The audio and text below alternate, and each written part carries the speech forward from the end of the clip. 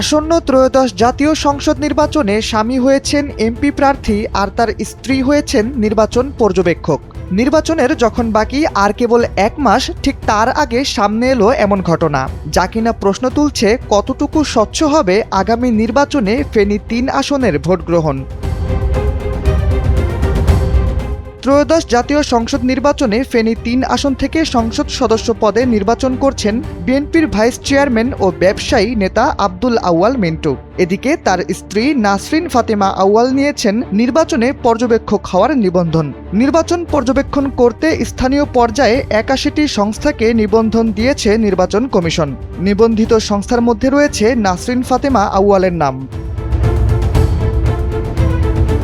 নির্বাচন কমিশন থেকে পাওয়া তথ্য মতে ঢাকা থেকে নির্বাচনে পর্যবেক্ষক হিসেবে নিবন্ধিত হয়েছে 33টি সংস্থা।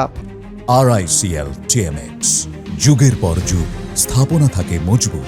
এর মধ্যে women entrepreneur association of Bangladesh নিবন্ধন পেয়েছে সবশেষ সংস্থা হিসেবে। এই সংস্থার চেয়ারপারসন হিসেবে রয়েছেন নাসরিন আউয়াল মিন্টু। সংস্থাটির কার্যালয় হিসেবে ঢাকা বীর উত্তম সিআর দত্ত রোডের অ্যাঙ্কর টাওয়ারের ঠিকানা দেওয়া হয়েছে।